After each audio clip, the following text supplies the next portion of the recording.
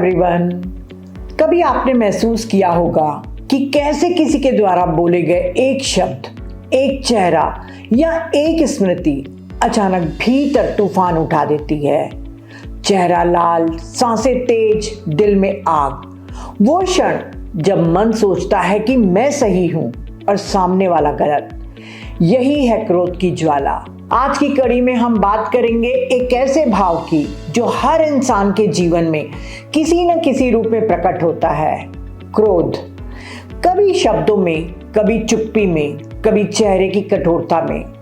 क्रोध जो एक क्षण के लिए शक्ति जैसा लगता है, लेकिन धीरे धीरे भीतर की शांति को खा जाता है। धम्मपद में भगवान बुद्ध ने कहा है कि क्रोध का त्याग करो, अहंकार का त्याग करो, सभी बंधनों को दूर करो। जो मन और शरीर से नहीं जुड़ा है उसे कोई कष्ट नहीं होगा। बौद्ध दृष्टिकोण से क्रोध केवल एक भावना नहीं बल्कि अज्ञान और आसक्ति का एक परिणाम है। क्रोध एक सामान्य मानवीय भावना है जो तब आती है जब हमें किसी बात से दुख, चोट, अन्याय या निराशा महसूस होती है। यह हल्की झुंझलाहट से लेकर तेज गुस्से तक हो सकती है। हम खुद पर, किसी व्यक्ति पर या किसी परिस्थिति पर भी क्रोधित हो सकते हैं। गुस्सा अपने आप में न अच्छा होता है न बुरा। यह इस पर निर्भर करता है कि हम इसे कैसे संभालते हैं। अगर काबू में नहीं रखा तो यह हिंसा और विनाश ला सकता है, लेकिन अगर इसे संयम और समझदारी से इस्तेमाल किया जाए तो यह न्याय और बदलाव लाने की ताकत भी बन सकता है। लेकिन ज्यादातर ये हमारी सोच और रिएक्शन से पैदा होता है, क्योंकि हमारा मन जिस प्रकार से व्याख्या करता है उसी प्रकार से हम किसी भी व्यक्ति या परिस्थिति को देखते हैं। जब गुस्सा बार बार बहुत ज्यादा या बिना वजह आने लगे और काबू से बाहर हो जाए तो यह एक गंभीर समस्या बन जाता है। ऐसा गुस्सा हमारे मन, शरीर, काम और रिश्तों सब पर बुरा असर डालता है। अगर गुस्सा लंबे समय तक दबा रहे या बहुत तीव्र हो तो यह चिंता, डिप्रेशन, आत्मविश्वास की कमी, नींद की परेशानी, खाने की गड़बड़ी या नशे की आदत जैसी समस्याएं पैदा कर सकता है। गुस्से के समय में शरीर में एड्रेनालाइन नाम का हार्मोन बढ़ जाता है, जिससे दिल की धड़कन तेज, सांसें तेज और मांसपेशियां तन जाती हैं। अगर ऐसा बार बार हो तो ब्लड प्रेशर, दिल की बीमारी, स्ट्रोक, पेट की दिक्कतें, सिर दर्द और कमजोर इम्यूनिटी जैसे फिजिकल डिजीजेस हो सकती हैं। भगवान बुद्ध ने कहा था कि क्रोध को पकड़े रहना ऐसा है जैसे किसी और पर फेंकने के लिए गर्म कोयला उठाना, लेकिन सबसे पहले जलते आपके हाथ ही हैं। गुस्से को बढ़ाने वाले कारणों में व्यक्ति का स्वभाव, परिवार का माहौल, बचपन के अनुभव, स्ट्रेस, नशा और मानसिक परेशानियां शामिल हैं। जब हमारी उम्मीदें हकीकत से मेल नहीं खाती तो उनके टूटने पर निराशा और गुस्सा पैदा होता है। अगर किसी व्यक्ति में कम सहनशीलता या चिड़चिड़ा माहौल हो तो उसमें गुस्सा जल्दी बढ़ सकता है। बौद्ध धर्म में क्रोध, जिसे पाली में दोष कहा गया है, को 3 अशुभ जड़ों लोभ, द्वेष, मोह में से एक माना गया है, जो दुख और संसार के चक्र का कारण बनती है। यह क्रोध, दुर्भावना, घृणा, चिड़चिड़ापन या आक्रोश जैसे अनेक रूपों में प्रकट होती है।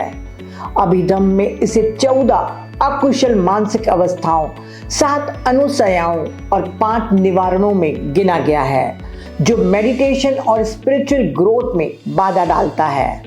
माइंडफुलनेस से क्रोध को कंट्रोल किया जा सकता है, पर विपश्यना से पूर्णतः नष्ट किया जा सकता है। क्रोध 10 संयोजनों यानी बंधन और 10 अकुशल कर्मों में भी शामिल है, जिनसे मुक्त होना मोक्ष की दिशा में आवश्यक है। अंगुत्तर निकाय के अगाथावत्थु सूत्र में बुद्ध ने 9 आधारों का वर्णन किया है जो किसी अन्य के प्रति क्रोध और द्वेष पैदा कर सकते हैं। वे हैं: उसने मेरे साथ गलत किया, वह मेरे साथ गलत कर रहा है, वह मेरे साथ गलत करेगा। उसने मेरे किसी प्रियजन के साथ गलत किया, वह मेरे किसी प्रियजन के साथ गलत कर रहा है, वह मेरे किसी प्रियजन के साथ गलत करेगा। उसने किसी ऐसे व्यक्ति की मदद की है जिसे मैं नापसंद करता हूँ। वह किसी ऐसे व्यक्ति की मदद कर रहा है जिसे मैं नापसंद करता हूँ। वह किसी ऐसे व्यक्ति की मदद करेगा जिसे मैं नापसंद करता हूँ। भगवान बुद्ध ने अपने अनेक प्रवचनों में क्रोध के विनाशकारी प्रभावों को विस्तार से समझाया है। अंगुत्तर निकाय के कोदन सुत्त में उन्होंने बताया है कि जो व्यक्ति क्रोध से ग्रसित रहता है वह जीवन में 7 प्रकार के संकटों का सामना करता है। उसका चेहरा कुरूप और मन डिस्टर्ब हो जाता है। वह चैन की नींद नहीं ले पाता, उसके कार्य सफल नहीं होते और समृद्धि उससे दूर हो जाती है। वह अपने परिश्रम से अर्जित धन को खो बैठता है। उसकी प्रतिष्ठा और सम्मान नष्ट हो जाते हैं। मित्र, परिवार और प्रियजन उससे दूर हो जाते हैं और अंततः मृत्यु के बाद वह निम्न लोकों या नरक में पुनर्जन्म लेता है। भगवान बुद्ध ने कहा कि क्रोधी व्यक्ति उस लकड़ी के लट्ठे की तरह होता है जो दोनों सिरों से जली हुई और बीच से सड़ी हुई हो। ऐसा लट्ठा न जलाने के काम आता है, न ही किसी चीज के निर्माण में। इसी प्रकार क्रोधी व्यक्ति भी न तो अपने लिए उपयोगी होता है न दूसरे के लिए, क्योंकि क्रोध उसकी बुद्धि, शांति और रिलेशंस सबको जला देता है। अंगुत्तर निकाय के लेखा सूत्र में बुद्ध ने क्रोध के संबंध में 3 प्रकार के व्यक्तियों का वर्णन किया है। पहला, चट्टान पर लिखे शिलालेख जैसा व्यक्ति जो जल्दी और बार बार गुस्सा करता है और उसका क्रोध लंबे समय तक बना रहता है। दूसरा, मिट्टी पर लिखे शिलालेख जैसा व्यक्ति जो गुस्सा तो करता है लेकिन उसका क्रोध जल्दी शांत हो जाता है। तीसरा, पानी पर लिखे शिलालेख जैसा व्यक्ति जिसे कोई कठोर शब्द भी कह दे तो वह शांत और सौम्य बना रहता है। हम सभी पानी पर लिखे शिलालेख जैसे व्यक्ति बनना चाहते हैं जो हर परिस्थिति में शांत रह सके। बौद्ध शिक्षाओं के अनुसार क्रोध 3 स्तरों पर काम करता है। पहला, छिपा हुआ क्रोध। यह क्रोध मन के अंदर गहराई में छिपा रहता है, जैसे आग की राख में चिंगारी छुपी होती है। दूसरा, उठता हुआ क्रोध। जब कोई बात बुरी लगती है तो यह छिपा हुआ क्रोध जाग जाता है और मन में गुस्से के विचार आने लगते हैं। तीसरा, बाहर दिखने वाला क्रोध। जब गुस्सा काबू से बाहर हो जाता है तो हम बोलने या कुछ करने लगते हैं जिससे दूसरों को नुकसान हो सकता है। इसीलिए अगर हम क्रोध को बाहर निकालने से बचना चाहते हैं तो सबसे पहले हमें अपने शब्दों और एक्शंस को संभालना चाहिए, यानी शरीर पर नियंत्रण रखना चाहिए। फिर मन में उठते गुस्से के विचारों को शांत करना चाहिए, यानी मन पर नियंत्रण करना चाहिए। और आखिर में मन के अंदर छिपे क्रोध को जड़ से मिटाना चाहिए, जो केवल मेडिटेशन और आर्य अष्टांगिक मार्ग के अभ्यास से होता है, अर्थात चित्त की शुद्धि। बुद्ध के अनुसार एनलाइटनमेंट के तीसरे चरण अनागामी अवस्था में ही पहुंचकर व्यक्ति क्रोध की जड़ को पूरी तरह से खत्म कर देता है। पर इसका अर्थ कदापि नहीं कि एनलाइटनमेंट तक हमारा क्रोध जायज है। पर अगर क्रोध के विचार आने लगे तब क्या करना चाहिए? इसके लिए मध्यम निकाय के विटक्का संस्थान सुत्त में भगवान बुद्ध ने क्रोध या नेगेटिव थॉट्स को संभालने के 5 सरल तरीके बताए हैं। पहला, शिफ्ट योर फोकस। जिस चीज से गुस्सा आ रहा है उससे ध्यान हटाकर किसी शांत या अच्छी चीज पर मन लगाएं। दूसरा, थिंक ऑफ द कॉन्सिक्वेंसेस। सोचे कि ये गुस्से वाले विचार रिश्तों या हेल्थ के लिए हानिकारक हैं और दुख का कारण बनेंगे।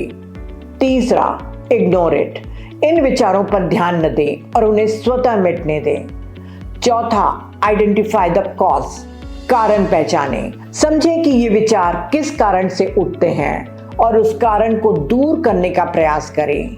शायद वह ईगो, जेलसी या अनरियल एक्सपेक्टेशंस हो। ऐसे कार्मिक पैटर्न को तोड़ना होगा। पांचवा, डिसिप्लिन योर माइंड। यदि फिर भी क्रोधपूर्ण विचार उठें तो दांत भींचकर, जीभ को तालू पर दबाकर अपनी जागरूकता से मन को वश में करना, रोकना और दबाना चाहिए। इन तरीकों से व्यक्ति धीरे धीरे अपने क्रोध पर नियंत्रण पा सकता है और मन को शांत बना सकता है। धम्मपद के श्लोक 3 और 4 में भगवान बुद्ध कहते हैं कि उसने मुझे गाली दी, उसने मुझे मारा, उसने मुझे हराया, उसने मुझे लूटा। जो लोग ऐसे विचार रखते हैं उनमें घृणा कभी समाप्त नहीं होगी। जो लोग ऐसे विचार नहीं रखते हैं उनमें घृणा समाप्त हो जाएगी। धम्मपद के श्लोक 5 में भगवान बुद्ध कहते हैं, घृणा कभी भी घृणा से समाप्त नहीं होती है, घृणा प्रेमपूर्ण दया से समाप्त होती है। यह एक प्राचीन और शाश्वत नियम है। श्लोक 222 में भगवान बुद्ध कहते हैं, जो बढ़ते हुए क्रोध पर नियंत्रण रखता है, जैसे एक सारथी तेज गति से दौड़ते रथ को नियंत्रित करता है, मैं उसे कुशल सारथी कहता हूँ। अन्य सारथी तो केवल लगाम धारक हैं। संयुक्त निकाय के अक्कोस सूत्र में एक प्रसंग आता है जहां अक्कोस भारद्वाज नामक एक ब्राह्मण ने बुद्ध का अपमान किया और उन्हें कठोर शब्द कहे। बुद्ध ने शांत रहकर उसे उत्तर दिया कि जैसे कोई व्यक्ति किसी को भोजन दे और वह स्वीकार न करे तो वह भोजन देने वाले के पास ही लौट आता है, उसी तरह तुम्हारे अपशब्दों को मैं स्वीकार नहीं करता, इसीलिए वे तुम्हारे पास ही लौट जाएंगे। इसका तात्पर्य यह है कि अपमान या कठोर शब्दों का प्रतिकार करने के बजाय यदि हम उन्हें स्वीकार न करें, मन में न रखें, तो वे हमें प्रभावित नहीं कर सकते। यही सजग आचरण है। फ्रेंड्स, कभी कभी ऐसा होता है कि कोई व्यक्ति या कोई बात हमें बहुत गुस्सा दिला देती है और वो गुस्सा मन में बैठकर बेचैनी और तनाव पैदा कर देता है। लेकिन भगवान बुद्ध ने हमें सिखाया कि क्रोध से छुटकारा पाया जा सकता है। अंगुत्तर निकाय के अगाध पतिविनय सूत्र में उन्होंने 5 आसान तरीके बताए हैं। पहला, उस व्यक्ति के प्रति प्रेमपूर्ण दया, लविंग काइंडनेस रखें, यानी उसके लिए शुभकामनाएं और स्नेह बनाए रखें। दूसरा, करुणा रखें, समझें कि वह भी दुख और परेशानी में है। तीसरा, अपने मन में समभाव बनाए रखें, न ज्यादा प्रेम न ज्यादा द्वेष। चौथा, अवेयर रहकर उस व्यक्ति या विषय को अनदेखा करें, अपने ध्यान को उस पर से हटा लें। और पांचवा, इस बात पर ध्यान केंद्रित करें कि जिस व्यक्ति ने किसी कर्म से क्रोध उत्पन्न किया है वह अपने कर्मों या कर्मों के फल का स्वामी और प्राप्त करता है। इन 5 तरीकों को अपनाकर हम धीरे धीरे अपने मन को शांत रख सकते हैं और क्रोध से मुक्ति पा सकते हैं। बौद्ध टीचिंग्स में क्रोध को दबाने की सलाह नहीं दी जाती। ऐसा करने से मेंटल और फिजिकल डिजीजेस हो सकते हैं। इसीलिए टीचिंग्स में क्रोध को दबाने के बजाय धैर्य को, क्रोध को नियंत्रित करने का सबसे प्रभावी तरीका बताया गया है। कई लोग धैर्य को कमजोरी समझते हैं, लेकिन यह वास्तव में शक्ति और महान गुण है। बुद्ध ने अपने जीवन और शिष्यों के उदाहरणों के माध्यम से सिखाया है कि धैर्य से क्रोध शांत किया जा सकता है। धैर्य 10 पारमिताओं यानी गुणों में से एक है, जिनमें दान, शील, त्याग, ज्ञान आदि शामिल है। बौद्ध साहित्य में कई कहानियां हैं जहां बुद्ध ने धैर्य का अभ्यास किया, चाहे उन्हें शारीरिक यातना सहनी पड़ी हो या आलोचना और दुर्व्यवहार का सामना करना पड़ा हो। जैसे कि अभी हमने जाना कि क्रोधित भारद्वाज को भगवान बुद्ध ने शांत और धैर्यपूर्वक उत्तर दिया। इसका परिणाम यह हुआ कि वह ब्राह्मण बुद्ध का शिष्य बन गया और अंततः अरहंत बनकर ज्ञान प्राप्त किया। बाद में इसके 2 अन्य भाई भी क्रोधित होकर आए, लेकिन बुद्ध के धैर्यपूर्वक व्यवहार से वे भी शिष्य बनकर अरहंत बने। अर्थात बुद्ध का धैर्य न केवल क्रोध को शांत करता है, बल्कि दूसरों को भी सुधार और ज्ञान की ओर प्रेरित करता है। एक बार जब भिक्षु बुद्ध की धैर्यपूर्ण क्षमता की चर्चा कर रहे थे, तो बुद्ध ने उनसे कहा, भिक्षुओं, चूंकि मैं धैर्यवान हूँ और जो लोग मेरे साथ अन्याय करते हैं उनके साथ मैं अन्याय नहीं करता, इसीलिए मैं अनेकों के लिए शरण स्थल बन गया हूँ। तब बुद्ध ने यह श्लोक पढ़ा जो धम्मपद के 399 श्लोक के रूप में दर्ज है। अकोसम वद बंधन च तमम ब्रूमि ब्राह्मणम। जब दुर्व्यवहार किया जाता है, मारा जाता है और बांधा जाता है, जो कोई इसे बिना क्रोध के सहन करता है, जिसकी शक्ति और सेना धैर्य है, मैं कहता हूं कि वही सच्चा ब्राह्मण है। पर क्या हम भी पेशेंस यानी धैर्य का अभ्यास कर क्रोध को नियंत्रित कर सकते हैं? पर अक्सर किसी व्यक्ति को तब तक क्रोध का पता नहीं चलता जब तक वह चिल्लाना या हिंसक प्रतिक्रिया नहीं करता। तब धैर्य बनाए रखना बहुत मुश्किल हो जाता है। लेकिन अगर व्यक्ति पहले से पहचान ले कि क्रोध मन में उठ रहा है, तो वह स्थिति बिगड़े उससे पहले धैर्य पूर्वक उसे नियंत्रित कर सकता है। इसमें मदद करता है अवेयरनेस, माइंडफुलनेस यानी सती, जो बौद्ध ध्यान का एक मुख्य हिस्सा है। सती का अर्थ है अपने अनुभव पर पूरी तरह सजग रहना, चाहे वह शारीरिक हो या मानसिक, और उसे बिना रिएक्शन या जजमेंट के देखना। जब हम ऐसे सजग रहते हैं तो क्रोध की शुरुआत को पहचान कर उसे बढ़ने से पहले ही रोक सकते हैं। शांत और स्पष्ट मन से व्यक्ति समझ सकता है कि क्रोध क्यों उठ रहा है और इसके कारण क्या हैं, और लापरवाही से रिएक्शन देने में क्या खतरे हो सकते हैं। माइंडफुलनेस यह भी सिखाती है कि जैसे अन्य विचार और भावनाएं क्षणिक होती हैं, वैसे ही क्रोध भी अस्थायी है। अगर हम उस पर प्रतिक्रिया नहीं करते तो वह धीरे धीरे खत्म हो जाएगा। ब्रेथ मेडिटेशन यानी आनापानसति मेडिटेशन जैसी टेक्निक से इसे नियंत्रित किया जा सकता है। इसमें व्यक्ति अपनी श्वास पर ध्यान केंद्रित करता है, खासकर नासिका के छिद्रों के आसपास। इससे शरीर शिथिल होता है, हृदय गति और श्वास शांत होते हैं और मन भी स्थिर हो जाता है। अगर ब्रेथ मेडिटेशन से मन शांत और एकाग्र नहीं हो पा रहा है, तो वॉकिंग मेडिटेशन एक और उपयोगी तरीका है। इसमें मेडिटेशन चलने की प्रक्रिया पर केंद्रित होता है, न कि डेस्टिनेशन या स्पीड पर। धीरे धीरे और आराम से पैरों की हर गति और स्पर्श को महसूस करते हुए चलना चाहिए। इससे मन को शांति और एकाग्रता मिलती है। बौद्ध टीचिंग्स में कहा गया है कि क्रोध और द्वेष पर विजय पाने का सबसे अच्छा तरीका है प्रेमपूर्ण दया, मेता का अभ्यास यानी लविंग काइंडनेस। मेता का अर्थ है प्रेमपूर्ण दया, मित्रता, अहिंसा, सद्भाव आदि। ये दूसरों के सुख और कल्याण की सच्ची कामना है। स्वार्थ रहित करुणामय भावना जो क्रोध, द्वेष और शत्रुता को मिटाकर सभी के प्रति शुभ भाव विकसित करती है। 4 ब्रह्म विहारों में पहला मेता मेडिटेशन है। बुद्ध ने कर्णीय मेता स्तुति में कहा कि हमें सभी जीवों के प्रति वैसा असीम प्रेम में दया विकसित करनी चाहिए जैसे एक माँ अपने इकलौते बच्चे की रक्षा करती है। मेता ध्यान का अभ्यास करके हम क्रोध को शांत कर सकते हैं, मन में सहानुभूति और प्रेम विकसित कर सकते हैं। मेता निशंसा स्तुति में इसके 11 लाभ बताए गए हैं, जो इस प्रकार हैं। वह सुख से सोता है, वह खुशी से जागता है, वह व्यक्ति बुरे सपने नहीं देखता, वह मनुष्य को प्रिय है, वह गैर मानव यानी नॉन ह्यूमन को प्रिय है, वह देवताओं द्वारा संरक्षित है। आग, जहर और हथियार उसे नुकसान नहीं पहुंचा सकते। मन आसानी से एकाग्र हो जाता है, उसका रूप शांत है, वह बिना किसी उलझन के मरता है। मृत्यु के बाद ब्रह्मलोक में पुनर्जन्म होता है। मेता ध्यान का अभ्यास किसी भी आसन में किया जा सकता है, बशर्ते शरीर उस आसन में आराम और सहजता से रह सके। सबसे पहले हमें स्वयं के प्रति प्रेम में दया विकसित करनी होती है। भगवान बुद्ध कहते हैं कि संसार में स्वयं से ज्यादा प्रिय कोई नहीं है। जब तक हम अपने लिए दया नहीं रखते, इसे दूसरों पर नहीं फैला सकते।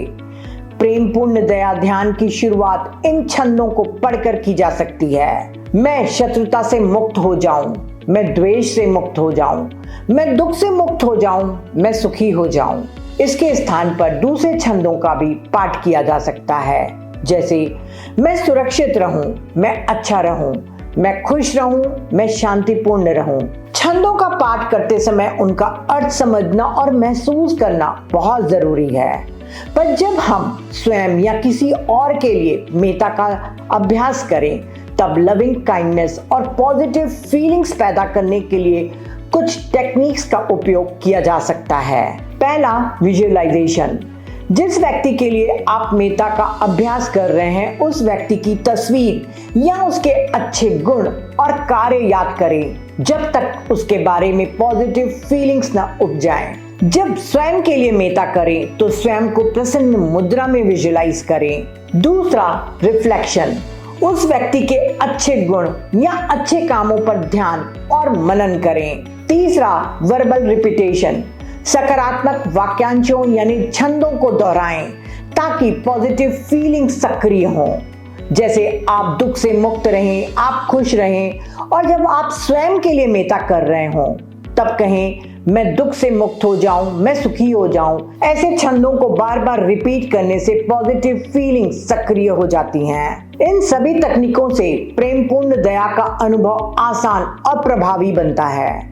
सबसे पहले स्वयं के प्रति प्रेमपूर्ण दयालुता दृढ़ करने के बाद इसे क्रमानुसार अन्य लोगों के लिए फैलाया जा सकता है। इसके लिए मानसिक रूप से उनकी इमेज की कल्पना करके या उनके गुणों पर चिंतन करके किसी परोपकारी व्यक्ति से शुरुआत करें जिसे आप पसंद करते हो और स्पिरिचुअल फ्रेंड की तरह सम्मान देते हो।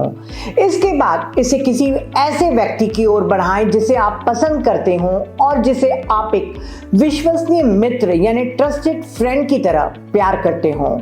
इसके बाद इसे किसी तटस्थ व्यक्ति की ओर बढ़ाएं जिसे आप विशेष रूप से पसंद या नापसंद नहीं करते हैं। इसके बाद इसे उस व्यक्ति की ओर बढ़ाएं जिसे आप नापसंद करते हैं या जिसके साथ आपको कुछ परेशानी है, और अंत में सभी जीवित प्राणियों के लिए दयालुता बढ़ाएं। अर्थात मेता स्वयं के बाद क्रमानुसार spiritual friend, trusted friend, neutral person, फिर चैलेंजिंग पर्सन और अंत में सभी प्राणियों तक फैलाना चाहिए। प्रेमपूर्ण दयालुता के लिए दूसरों को चुनते समय केवल जीवित लोगों को ही चुनने की सलाह दी जाती है तथा ऐसे व्यक्तियों को नहीं चुनना चाहिए जिसके प्रति आप शारीरिक रूप से आकर्षित हों, क्योंकि इससे वासना की भावना उत्पन्न हो सकती है।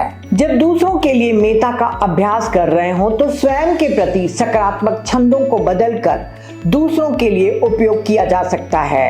उदाहरण के लिए, आप शत्रुता से मुक्त रहें, आप दुर्भावना से मुक्त रहें, आप दुख से मुक्त रहें, आप खुश रहें, या संक्षिप्त रूप में यह भी कह सकते हैं कि आप सुरक्षित रहें, आप स्वस्थ रहें, आप खुश रहें, आप शांतिपूर्ण रहें। पर यदि किसी विशिष्ट व्यक्ति पर आप मेता नहीं फैलाना चाहते तो पहले स्वयं पर प्रेमपूर्ण दया का निर्देश करने के बाद उसे सभी 10 दिशाओं, ऊपर, नीचे और चारों ओर फैले समस्त प्राणियों तक फैलाएं। इसी तरह अपने घर से आरंभ करके क्रमशः पड़ोस, गांव, देश, विश्व और पूरे ब्रह्मांड के सभी जीवों तक प्रेममयी कृपा का विस्तार करें। इस तरह यूनिवर्सल लव सभी जीवों तक पहुंचता है। तो फ्रेंड्स, हमने आज जाना कि क्रोध सभी मनुष्यों में स्वाभाविक रूप से होता है, लेकिन यदि इसे समझा और नियंत्रित न किया जाए तो यह न केवल स्वयं को बल्कि दूसरों को भी हानि पहुंचा सकता है। लगातार और तीव्र क्रोध हमारे स्वास्थ्य, पारिवारिक संबंधों, सामाजिक जुड़ाव और कामकाज सभी पर नकारात्मक प्रभाव डालता है। बौद्ध टीचिंग्स के अनुसार क्रोध आध्यात्मिक प्रगति में सबसे बड़ी बाधाओं में से एक है। इसका सबसे प्रभावी उपाय है प्रेमपूर्ण दया यानी मेता का अभ्यास। मेता क्रोध का सच्चा प्रतिकार यानी एंटीडोट है। ये केवल बौद्धों तक सीमित नहीं है, आज यह विश्व भर में लोकप्रिय हो रहा है। रिसर्च से यह भी सिद्ध हुआ है कि मेता का अभ्यास व्यक्ति में खुशी, मानसिक शांति और कल्याण को बढ़ाता है। इसीलिए नियमित रूप से मेडिटेशन करें, मेता का अभ्यास शुरू करें और माइंडफुल रहें। क्रोध को इसी जीवन में समझें और प्रज्ञा के माध्यम से अपने पुराने पैटर्न को बदलें। याद रखें, द्वेष में भी किसी का अहित न सोचें। कर्म की गति गहन है। सभी के प्रति मैत्री रखें और जहां यह संभव न हो वहां शांति से दूरी बनाए रखें। सर्वे भवन्तु सुखिनः, सर्वे सन्तु निरामया। मंगल भावनाओं के साथ आज के लिए इतना ही। Thank you.